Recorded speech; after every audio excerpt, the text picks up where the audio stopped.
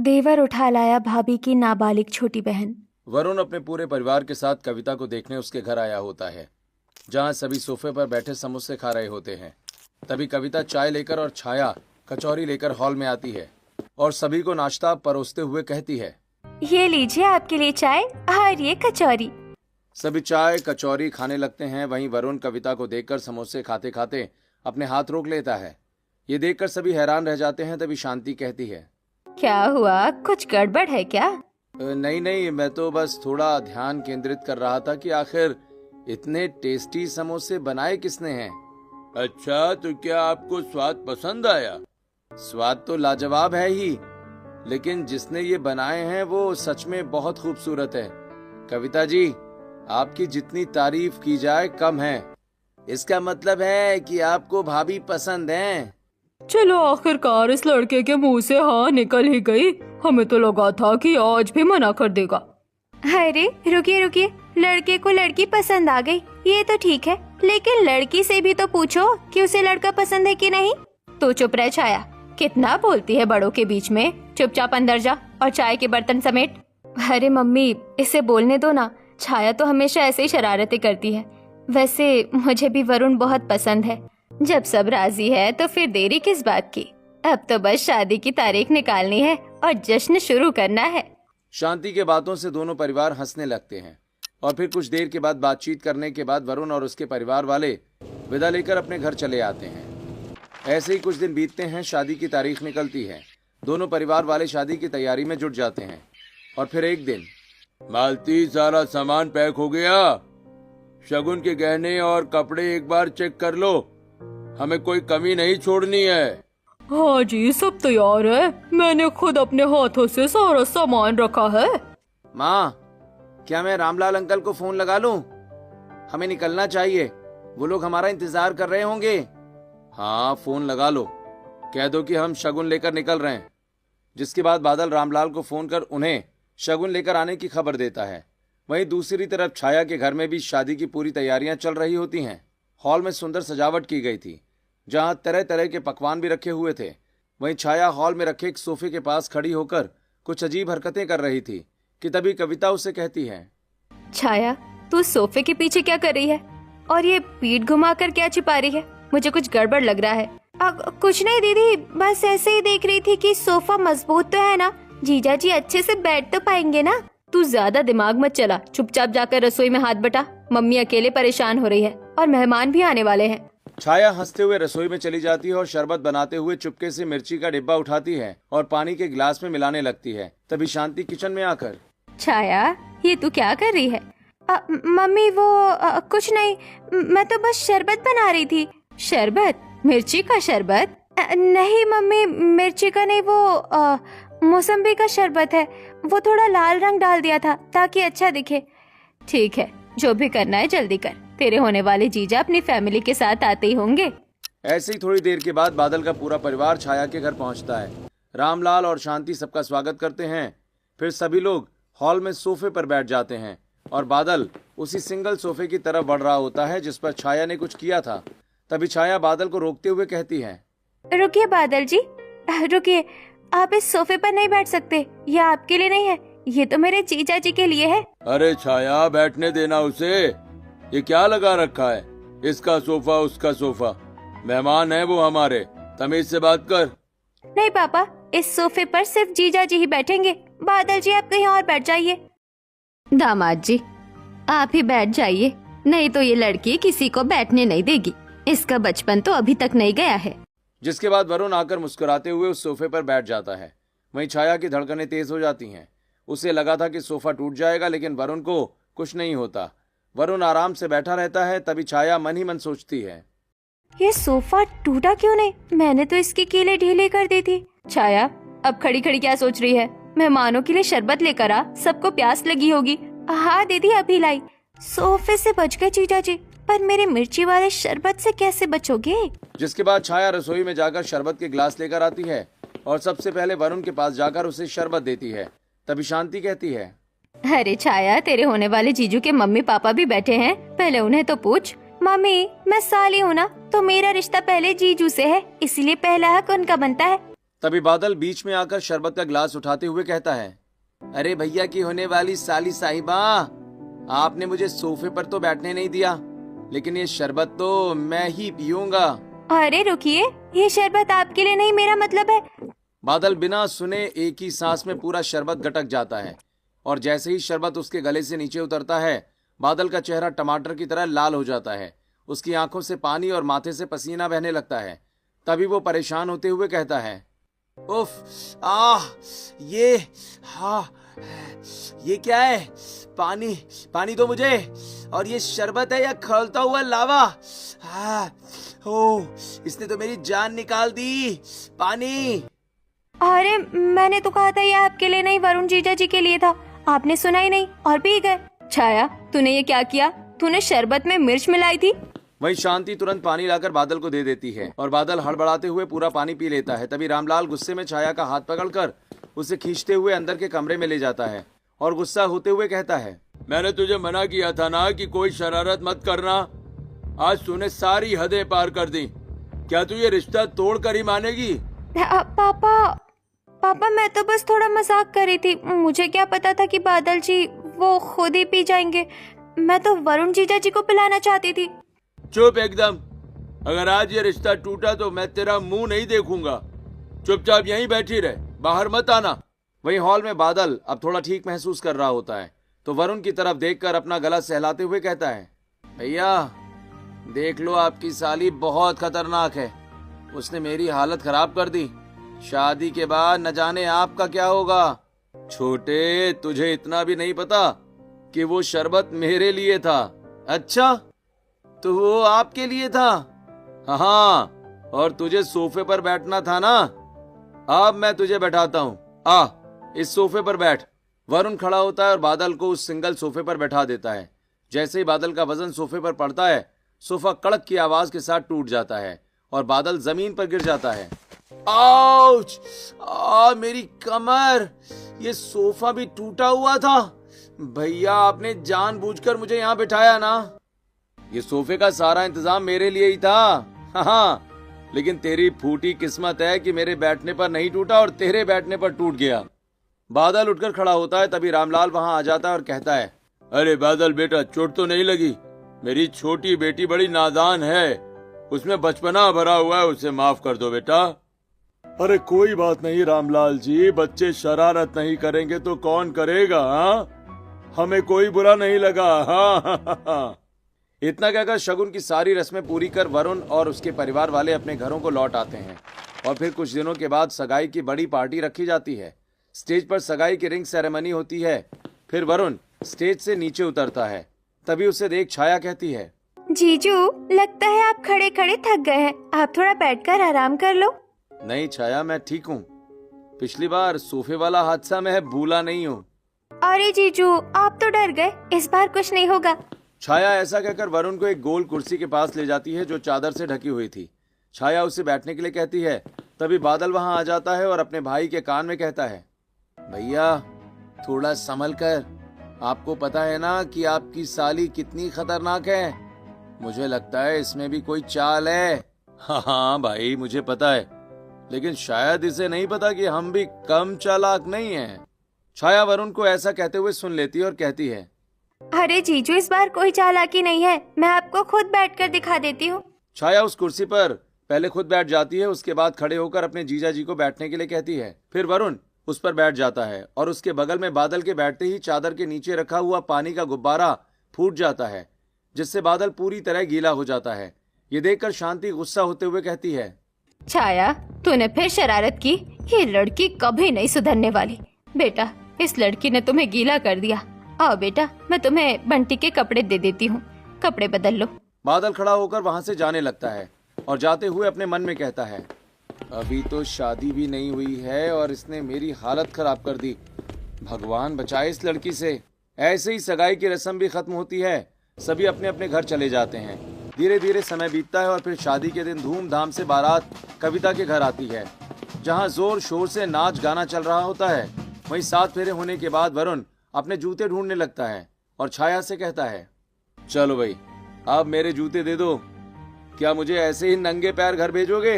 जीजू जूते तो मिल जाएंगे, लेकिन पहले पैसे निकालने पड़ेंगे। नेक के बिना जूते नहीं मिलेंगे। भैया मेरे जूते तो मेरे पास ही हैं, मैं तो घर जा रहा हूँ। ऐसा कहकर बादल जब अपने जूते ढूंढता है तो उसे पता चलता है कि उसके जूते भी वहां नहीं हैं। तभी वो, अरे भैया मेरे जूते भी गायब हैं। तुम्हें पता नहीं कि मेरी एक साली है जो बहुत शरारती है, ये सब उसी ने किया होगा। हाँ बादल जी, जूते मेरे पास है। अगर आप दोनों को अपने जूते चाहिए तो पूरे 51,000 रुपए लगेंगे। क्या 3,000 रुपए के जूते के लिए 51,000? ये तो भाई सरासर लूट है। ये नेक है और साली का हक भी। पैसे दो और जूते लो, वरना नंगे पैर ही बारात वापस ले जाओ। ठीक है भैया की साली साहिबा, मैं आपको आपका हक देता हूँ। ये लीजिए 51,000, अब जूते दे दो। छाया पैसे लेकर खुशी खुशी जूते दे देती है। फिर बादल और वरुण जूते पहनते हैं और मन ही मन सोचते हैं, बहुत होशियार बन रही थी। नोट लेने से पहले देखा ही नहीं कि ये असली है नकली। अब मजा आएगा। इधर छाया दौड़ते हुए अपने मम्मी पापा के पास आकर खड़ी हो जाती है और मन ही मन सोचती है, कितना आसान है दीदी के देवर को बेवकूफ बनाना। वो जूते तो पहने, फिर उन्हें समझ आएगा। उधर जैसे ही बादल जूते पहनकर चलता है तभी अचानक जोर से चिल्ला पड़ता है। उसके पैर में तेज दर्द होने लगता है। आउच! अरे मार डाला! क्या हुआ देवर जी, आप चीखे क्यों? मुझे ऐसा लग रहा है जैसे जूते में कुछ है और मुझे काट रहा है। बादल जैसे ही जूता उतारता है उसके अंदर एक बड़ा सा कीड़ा निकलता है। छाया ने जूतों में जानबूझकर कीड़ा डाल दिया था। सब लोग ये देखकर हैरान रह जाते हैं। छाया, ये तूने क्या किया? तू सच में कभी नहीं सुधरेगी। ऐसे ही कुछ वक्त और बीतता है और फिर विदाई के समय कविता और छाया एक दूसरे से गले मिलकर रोने लगती हैं और फिर चुपचाप किनारे खड़ी हो जाती हैं। तभी बादल कहता है, अभी तक इसने मुझे रुलाया है और अब खुद रो रही है। देखो तो कैसा नाटक कर रही है ये लड़की। आपको मजाक लग रहा है? मेरी दीदी मुझसे दूर जा रही है। आपको क्या पता कि बहन का बिछड़ना क्या होता है? सॉरी छाया, मैं आपको हर्ट नहीं करना चाहता था। मैं तो बस मूड ठीक करने के लिए मजाक कर रहा था। मुझे माफ कर दो। कोई बात नहीं, आप जीजू के भाई हो, इतना मजाक तो चलता है। और वैसे भी वो मजाक तो जीजू के लिए थे, आपके लिए नहीं थे। हाँ मैं जानता हूँ, वैसे मुझे आपकी शरारतों की आदत पड़ चुकी है। अगर मुझे कभी आपसे बात करनी हो तो मैं कैसे कर सकता हूँ? ठीक है, मेरा नंबर ले लीजिए। फिर छाया और बादल एक दूसरे से नंबर एक्सचेंज कर लेते हैं और विदाई के बाद कविता अपने ससुराल चली आई। लेकिन बादल और छाया के बीच सिलसिला थमा नहीं। दोनों के बीच फोन पर घंटों बातें होने लगती हैं। शुरुआत शरारतों और झगड़ों से हुई थी, लेकिन अब धीरे धीरे ये बातचीत दोस्ती और फिर एक आकर्षण में बदलने लगी थी। ऐसे ही एक दिन शांति छाया के कमरे में आती है और उसे फोन पर बात करते हुए देख कहती है, किससे बात कर रही है तू छाया? माँ, दीदी के देवर से। बेटा बातें तो होती रहेगी, लेकिन अभी तो पढ़ाई पर ध्यान दे। तेरे एग्जाम पास ही हैं, रिजल्ट बिगड़ा तो तेरी खैर नहीं, सोच लेना। दूसरी तरफ बादल भी छाया से बात करने के बहाने ढूंढने लगता है, लेकिन उसके आसपास सभी के होने की वजह से वो छाया से बात नहीं कर पाता। ऐसे ही कुछ दिन बीत जाते हैं और फिर एक दिन वो अपनी भाभी को उदासी से काम करते देखकर कहता है, भाभी आप सुबह से बहुत शांत हैं, चेहरा भी उतरा हुआ है, लगता है आपको अपने मम्मी पापा की याद आ रही है। हाँ बादल, आज मुझे सुबह से ही छाया की बहुत याद आ रही है। जब मैं अपने मायके में थी तो छाया हमेशा मेरे आगे पीछे घूमती रहती थी और मुझे हंसाती थी। बस इतनी सी बात? भाभी आप बिल्कुल चिंता मत कीजिए, चलिए मैं आपको अभी आपके मायके लेकर चलता हूँ, हम सबसे मिलकर आएंगे। सच में? ठीक है, तो रुकिए, मैं तैयार होकर आती हूँ। इतना कहकर कविता अपने कमरे में जाकर तैयार होकर बाहर आ जाती है और बादल के साथ गाड़ी में बैठकर कुछ ही घंटों में जैसे ही अपने घर के सामने पहुंचती है वैसे ही शांति और रामलाल बाहर आ जाते हैं और छाया भी दौड़ती हुई बाहर आकर अपने दीदी के गले लग जाती है। वहीं बादल भी छाया से गले मिलने आगे बढ़ता है, लेकिन छाया पीछे हट जाती है। बादल मन ही मन कहता है, अरे यार ये मुझे इग्नोर क्यों कर रही है। तभी बादल देखता है कि छाया ने आज एक सुंदर शरारा कुर्ता पहना होता है, लेकिन उसका दुपट्टा जमीन पर घिसट रहा होता है। तभी बादल उसे चिढ़ाते हुए कहता है, वैसे छाया ये कपड़े किसी बंदरिया ने सिले हैं क्या? दुपट्टा ऐसे लटका है जैसे झाड़ू लगा रही हो। अच्छा, आप मेरा मजाक उड़ा रहे हैं? ये मैंने शहर के बड़े डिजाइनर से सिलवाया है, आपकी पसंद ही खराब है। डिजाइनर? मुझे तो वो डिजाइनर भी कोई बंदरिया ही लगती है जिसने तुम्हें ये जोकर वाले कपड़े थमा दिए हैं। बादल की बात सुनकर घर के सभी सदस्य जोर जोर से हंसने लगते हैं। वहीं छाया का चेहरा गुस्से से लाल हो जाता है और वो कहती है, देखो दीदी, आपके देवर कैसे मजाक उड़ा रहे हैं मेरा। भाई मुझे बीच में मत घसीटो, तू जाने और वो जाने। अच्छा, सब लोग मेरा मजाक उड़ा रहे हो, ठीक है अभी बताती हूँ आप सबको। अरे क्या सोच रही है, ये सामान तो अंदर ले जा, मेरे कपड़े मेरे कमरे में रख देना और देवर जी के कपड़े गेस्ट रूम में रख देना। जिसके बाद छाया बादल का सूटकेस उसके गेस्ट रूम में पहुंचा देती है और इधर उधर झांकते हुए धीरे से सूटकेस खोलकर उसकी नई पैंट और शर्ट निकालकर कैंची से काट देती है और वापस वहीं रखकर वहां से चली जाती है। थोड़ी देर के बाद बादल अपने कमरे में जाकर वॉशरूम से नहा धोकर आता है। फिर वो जैसे ही अपने कपड़े पहनता है तो उसे कटे फटे देखकर अपने आप से, हे भगवान, अब ये किसने कर दिया, अब मैं क्या पहनूं। बादल मजबूरी में वही कपड़े पहनकर बाहर आता है। उसकी पैंट नीचे से फटी हुई होती है और शर्ट की आस्तीनें गायब रहती हैं। ये देखकर सभी लोग हैरान हो जाते हैं। तभी कविता कहती है, अरे देवर जी, ये आपने क्या पहना है। दीदी, आपके देवर ने किसी बंदर से कपड़े सिलवाए हैं तो ऐसे ही होंगे ना। मुझे पता है कि ये हरकत किसने की है। सब लोग छाया की तरफ देखने लगते हैं। ये देख छाया कहती है, अरे आप लोग मेरी तरफ ऐसे क्यों देख रहे हो, मैंने कुछ नहीं किया। छाया, ये तुम्हारी शरारत है ना, ये अच्छी बात नहीं है। मेहमान के कपड़ों के साथ ऐसा व्यवहार कोई नहीं करता। कोई बात नहीं भैया, आप मेरे कपड़े पहन लीजिए। जिसके बाद शांति बादल को बंटी के कुछ नए कपड़े पहनने के लिए दे देती है। ऐसे ही बादल और कविता कुछ दिन वहीं रुकते हैं और इन दिनों में बादल और छाया के बीच मीठी नोक-झोंक और रोमांटिक छेड़छाड़ चलती रहती है। लेकिन अब विदाई का समय आ गया था। छाया उदास होते हुए अपनी बहन से कहती है, दीदी फिर से जा रही हो, अब पता नहीं कब आओगी, मेरा फिर से मन नहीं लगेगा। हम जल्दी आएंगे छाया, तुम अपना ख्याल रखना। बादल और कविता उदास मन से वापस अपने घर लौटते हैं। वहीं अब घर आने के बाद बादल का मन नहीं लग रहा होता है। वो पूरे दिन फोन पर लगा रहता है। उधर छाया भी अपनी पढ़ाई छोड़कर सारा समय मोबाइल पर बादल से बातें करने में बिताती है। ऐसे ही एक दोपहर कविता के पास उसकी माँ शांति का फोन आता है और शांति कविता से कहती है, बेटा, तेरी बहन आजकल पूरा दिन तेरे देवर से बातें करने में लगी रहती है और अपनी पढ़ाई पर भी ध्यान नहीं दे रही है। तुझे उन दोनों को समझाना चाहिए। मैं क्या करूँ माँ, कहीं मैं उन्हें समझाऊं तो मेरे देवर को बुरा न लग जाए। आप छाया को समझाओ, मैं देवर जी को कुछ नहीं कह सकती। इतना कहकर कविता फोन रख देती है। ऐसे ही कुछ समय बीतता है और एक दिन शांति कविता को फोन लगाकर घबराते हुए कहती है, कविता, कविता बेटा जल्दी अस्पताल आ जा, बहुत अनर्थ हो गया है, छाया ने अपनी नस काट ली है। क्या माही, आप क्या कह रही है? छाया ने ऐसा क्यों किया? हम अभी आ रहे हैं। क्या हुआ भाभी, आप इतनी जोर से क्यों चिल्लाई? बादल, छाया ने अपनी कलाई काट ली है, वो अस्पताल में है, मुझे तुरंत वहाँ जाना होगा। मैं भी आपके साथ चलूंगा। जिसके बाद कविता अपने कमरे की तरफ भागती है और थोड़ी देर के बाद वो अपने पति और देवर के साथ अस्पताल पहुंच जाती है। ऐसे ही कुछ दिन बीतते हैं और एक दिन अचानक घर का दरवाजा खुलता है। बादल छाया के साथ घर के अंदर आता है, जो पूरी तरह दुल्हन के लिबास में सजी हुई होती है। छाया की मांग में सिंदूर और गले में मंगलसूत्र होता है। वही पूरा परिवार उसे देखकर सन्न रह जाता है। ये क्या तमाशा है? बादल, तू छाया को इस हाल में घर में क्यों लाया है? और ये सिंदूर? तभी छाया आगे बढ़कर मालती के पैर छूती और कहती है, सासू माँ, मैंने आपके बेटे से शादी कर ली है, अब मैं इस घर की छोटी बहू हूँ। छाया, तू क्या बकवास कर रही है? तू अभी नाबालिग है, तेरी पढ़ाई बाकी है, ये तूने क्या किया? उसी समय छाया का भाई और पिता बादल को पीटने के लिए वहाँ आ जाते हैं। तभी बंटी कहता है, देखा दीदी, इतने दिनों से तेरा देवर तेरी बहन के साथ चक्कर चला रहा था। माँ ने तुझे समझाया भी था लेकिन तुझे समझ नहीं आई। अब देख क्या हो गया।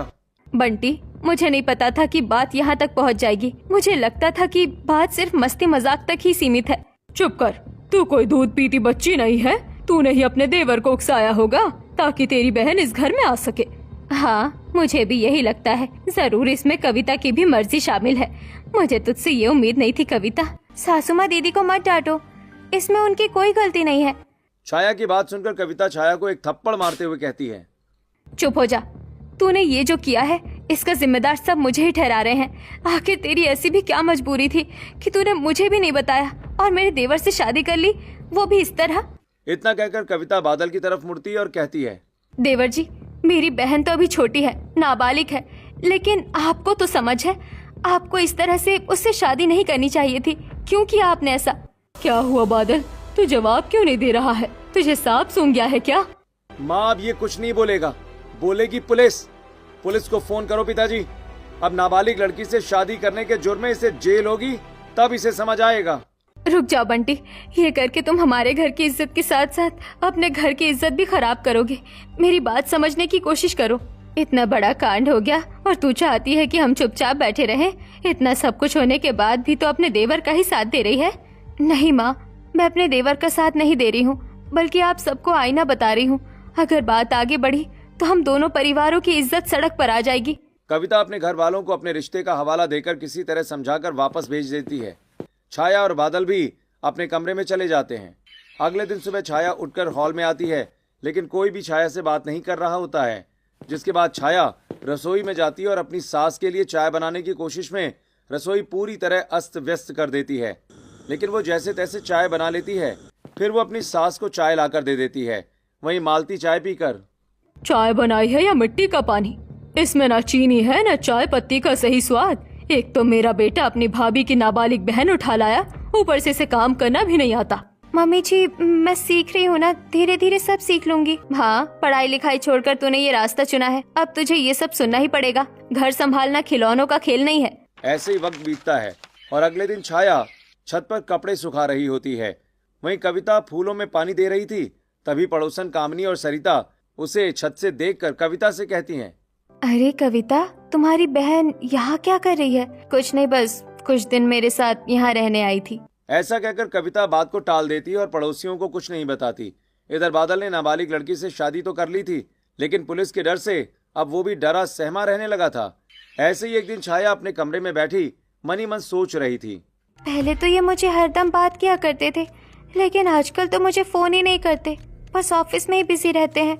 तभी कविता वहां आकर छाया को समझाते हुए कहती है, छाया, तू क्या चुपचाप दिन भर बैठी रहती है? अरे पढ़ाई लिखाई पर ध्यान दे, ये तेरी पढ़ने लिखने की उम्र है। लेकिन छाया कविता की बातों को अनसुना कर देती है।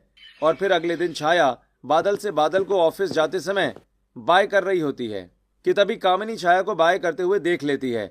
जिसके बाद दोनों कविता के घर आकर उससे कहती है, अरे कविता, ये तुम्हारी बहन छाया यहाँ क्या कर रही है, और वो भी सुहागन के भेष में? इसने तुम्हारे देवर से शादी कर ली क्या? नहीं नहीं, वो तो बस कुछ दिन रहने आई है और उसने स्कूल ड्रामे में पार्टिसिपेट किया है, इसीलिए सुहागन के भेष में है, ऐसा कुछ नहीं है। अच्छा ये बात है, हमें लगा तुम्हारा देवर नाबालिग लड़की से ब्याह करके ले आया है। कविता, तुम्हें पता है नाबालिग लड़की से शादी करना कितना बड़ा जुर्म है? इतना कहकर पड़ोसने वहां से चली जाती हैं। ऐसे ही धीरे धीरे समय बीतता है और कविता देखती है कि छाया पूरा दिन बस यहाँ वहाँ बैठने और अपने पति का इंतजार करने में ही बिता रही है। वो काफी बार उसे समझाने की कोशिश भी करती है, लेकिन कोई फायदा नहीं होता। ऐसे ही कुछ दिन और बीतते हैं और फिर एक दिन कविता किचन में खाना बना रही थी कि तभी छाया वहां पर आती है और कहती है, दीदी, आप सभी के लिए खाना बना रही हो ना? अगर आप बुरा ना मानो तो आज का खाना मैं बना लूं? ठीक है, बना ले। इतना कहकर कविता वहां से चली जाती है और छाया खाना बनाने लगती है। ऐसे ही रात होती है और फिर रात को छाया डाइनिंग टेबल पर सबको खाना परोसती है। वो सबसे पहले अपने पति को खाना सर्व करती है। तभी बादल एक निवाला रोटी और सब्जी खाकर गुस्सा होते हुए कहता है, ये क्या है छाया, रोटी है या ईंट? ये तो चबाई भी नहीं जा रही। क्या तुम्हें कुछ भी करना नहीं आता? मैंने इतने प्यार से आपके लिए रोटियां बनाई थी, आप तारीफ करने के बजाय मुझ पर चिल्ला रहे हैं। प्यार से पेट नहीं भरता छाया। अगर खाना नहीं बनाना आता तो भाभी की मदद ले लेती। मेरा मूड खराब कर दिया सब। छाया रोती हुई अपने कमरे में भाग जाती है। बादल छाया के पीछे कमरे में चला जाता है और देखता है कि छाया कमरे में बैठी रो रही है। बादल उसे मनाने की कोशिश करता है, लेकिन छाया नहीं मानती। उधर अपनी सास के कहने पर कविता अपना खाना छोड़कर बादल के कमरे में आती है और उन दोनों को इस तरह देखकर बादल का हाथ पकड़कर छत पर ले जाती है और कहती है, बादल, अब तक तो मैं गुस्से में थी, इसीलिए मैंने तुमसे कुछ नहीं पूछा, लेकिन अब मुझे सच बताओ, तुमने इस नाबालिग लड़की से शादी क्यों की? भाभी मैं क्या करता, हमारा नंबर एक्सचेंज हुआ, बातें शुरू हुई, मुझे वो पसंद थी, पर मैं उसका बालिग होने का इंतजार करना चाहता था। फिर अचानक ये शादी क्यों, और वो भी मंदिर में छुपकर? उसने मुझ पर दबाव डाला। वो कहती थी कि अगर मैंने शादी नहीं की तो वो जान दे देगी। जब उसने अपनी नस काट ली तो मैं बुरी तरह से घबरा गया। इसका मतलब ये शादी सिर्फ एक डर की वजह से हुई है, प्यार के कारण नहीं? भाभी मैं उससे प्यार करता हूँ, पर उसकी जिद ने सब बिगाड़ दिया। मैं चाहता था कि वो पहले अपनी पढ़ाई पूरी करे। बादल से ये सब कुछ जानकर कविता नीचे आती है और देखती है कि छाया कमरे में बैठी रो रही है। तभी कविता उसके पास जाकर बैठ जाती है और उससे कहती है, छाया, तुझे पता भी है प्यार और अट्रैक्शन में क्या फर्क होता है? तूने एक जिद के चक्कर में अपना पूरा करियर दांव पर लगा दिया। दीदी आप फिर से ज्ञान देने लगी। शादी तो करनी ही थी, पढ़ लिख कर मैं क्या उखाड़ लेती? आपने भी तो पढ़ाई की, आप क्या कर रही है? मैं घर संभाल रही हूँ छाया, और ये कोई छोटा काम नहीं है। वो तो मैं भी कर सकती हूँ, इसमें क्या बड़ी बात है? मैं इसे समझा रही हूँ और ये उल्टा मुझे जवाब दे रही है।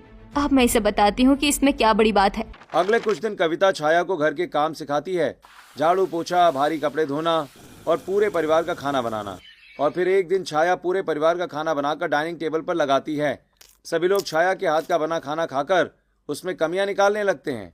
किसी को चावल कच्चे लगते हैं तो किसी को सब्जी में नमक ज्यादा। ये सब सुनकर छाया उदास हो जाती है और कहती है, मैंने इतनी मेहनत से खाना बनाया, लेकिन किसी को मेरी मेहनत की कदर नहीं है। यही वो जिंदगी है छाया जिसे तूने चुना है। अब रोने से क्या फायदा? ये सब तो तुझे करना ही पड़ेगा। छाया कविता की बात सुनकर चुप हो जाती है। ऐसे ही कुछ दिन बीतते हैं और अब पड़ोसी भी छुपकर छाया पर नजर रखने लगे थे, क्योंकि उन्हें शक हो चुका था कि छाया इस घर की बहू बनकर आई है। ऐसे ही समय बीत रहा था और फिर एक दिन घर में छाया अकेली थी।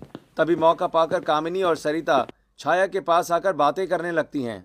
वैसे छाया एक बात बताओ, तुमने अपनी बहन के देवर से शादी कर ली है ना? हाँ, मुझे वो पसंद है, मैंने जिद करके उनसे शादी कर ली।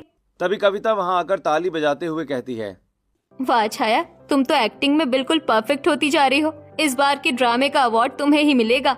ऐसा कहकर कविता छाया के पास आकर उसके कान में कहती है, बेवकूफ लड़की, अगर तूने इन्हें सच बता दिया तो ये पुलिस कंप्लेन कर देंगे और तेरा पति जेल चला जाएगा, इसीलिए चुपचाप एक्टिंग कर।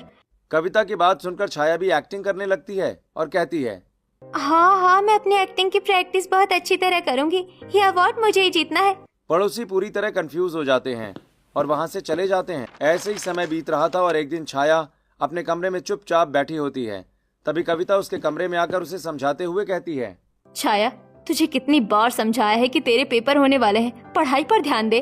दीदी आपको बताया तो है कि मेरा पढ़ाई में मन नहीं लगता, ये आते ही होंगे। मैं इन्हीं का इंतजार कर रही थी, मैं उनसे बहुत प्यार करती हूँ। नहीं छाया, ये प्यार नहीं है। प्यार वो होता है जिसमें ठहराव हो, और प्यार जीवन को बर्बाद नहीं करता, बल्कि प्यार में तो ठहराव होता है। जिस बचपने को तू प्यार समझ रही है वो सिर्फ कुछ समय का अट्रैक्शन है। तभी बादल वहां आ जाता है और ये सारी बातें सुनकर कहता है, छाया, मैं तुम्हें समझाने की कोशिश कर रहा था पर तुमने बच्चों जैसी जिद की और इसीलिए मुझे तुमसे शादी करनी पड़ी। तो क्या आप अब मुझसे प्यार नहीं करते? प्यार करता हूँ, इसीलिए तो इस दलदल में कूदा हूँ यार। लेकिन ये तुम्हारी शादी की उम्र नहीं है। इस उम्र में शादी करके ना ही तुम घर की जिम्मेदारी उठा सकती हो और ना ही अपना करियर बना सकती हो। छाया को पहली बार अपनी गलती का एहसास होने लगता है। उसे समझ आता है कि उसने कितनी बड़ी भूल कर दी है। वो रोते हुए कहती है, दीदी मैं समझ गई हूँ, मैंने बहुत बड़ी गलती की है। अब मैं क्या करूँ? क्या मेरा भविष्य खत्म हो गया? नहीं छाया, अभी भी वक्त है। अगर तू चाहे तो सब ठीक हो सकता है, पर तुझे मेरी एक बात माननी होगी। हम बैठकर इसका हल निकालेंगे। ठीक है दीदी, मैं आपकी हर बात मानने के लिए तैयार हूँ। जिसके बाद कविता अपने मायके फोन करती है और अपने मायके वालों को समझा बुझाकर अपने ससुराल बुला लेती है। थोड़ी देर के बाद रामलाल, शांति और बंटी घर पहुंचते हैं। वरुण, तरुण और मालती भी हॉल में इकट्ठा होते हैं। तभी रामलाल कहता है, हमें यहाँ क्यों बुलाया गया है कविता? क्या तुम्हारी इस बहन ने फिर कोई नया ड्रामा किया?